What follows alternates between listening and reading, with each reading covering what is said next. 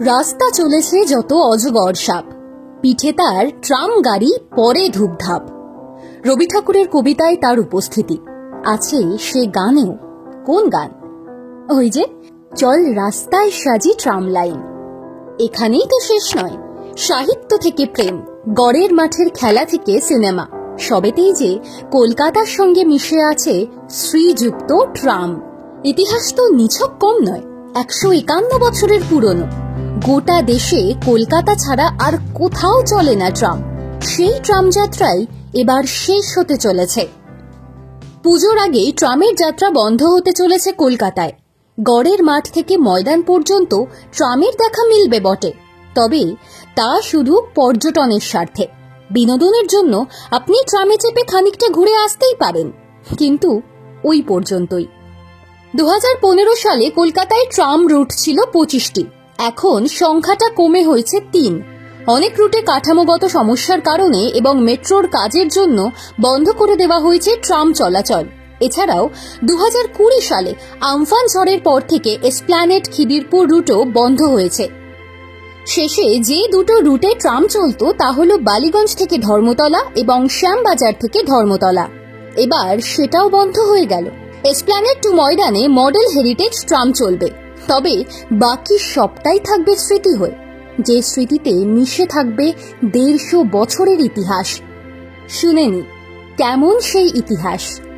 কলকাতায় প্রথম ট্রাম চলে 1873 সালের 24 ফেব্রুয়ারি। তখন ছিল ঘোড়ায় টানা ট্রাম। আর্থিক লোকসানের কারণে সে বছরই শহরের বুক থেকে বন্ধ হয়ে যায় ট্রাম। 1880 সালের 1 নভেম্বর কলকাতায় গণপরিবহন হিসেবে ফের শুরু হলো ট্রাম যাত্রা। তবে ঘোড়ায় চালিত ট্রামে অনেক সমস্যা ছিল। পথে অসুস্থ হয়ে পড়ত ঘোড়ার দল, মাঝে অন্য জটিলতাও ছিল। ফলে পরীক্ষামূলকভাবে বাষ্পচালিত ট্রামও চালু করা হলো। তাতেও যেসব জটিলতা কেটেছিল এমনটা নয়, তবে মোটামুটি 1902 থেকে বৈদ্যুতিন ট্রামের রমরমা শুরু হয় এ শহরে। এত দীর্ঘ পথ অতিক্রম করলে তাকে ঘিরে ঐতিহ্যের পাশাপাশি নস্টালজিয়া গড়ে ওঠারই কথা, যা বাংলা ও বাঙালির মননে উঠে এসেছে প্রতি পদে। বন্ধুত্ব থেকে প্রেমের সাক্ষী থেকেছে ট্রাম। কলেজ স্ট্রিটের মোড় থেকে গড়ের মাঠের ভোর, অনেক কিছুতেই লোহার চাকার মধুর স্বর বাজে কল্লোলিনীর বুকে। আবার বুক ভারী করা স্মৃতিও আষ্টে পৃষ্ঠে বেঁধে রয়েছে ট্রাম ঘিরে। জীবনানন্দ দাশের মৃত্যু তেমনই এক ব্যতিক্রমী ঘটনা।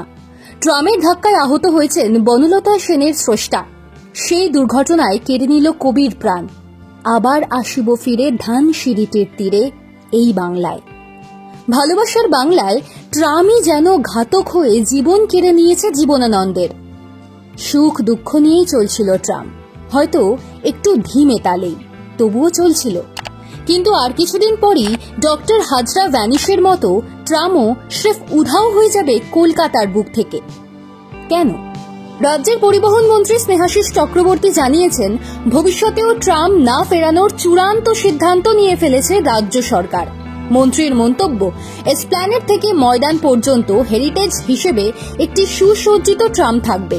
যারা কলকাতায় আসবেন তারা চাপবেন, বাকি কোনো রুটে ট্রাম চলবে না। লাইনও তুলে ফেলা হবে।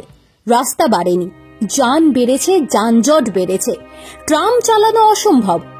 হাইকোর্টে মামলায় কোর্ট জানতে চেয়েছে আমাদের সিদ্ধান্ত। আমরা সিদ্ধান্ত জানাবো।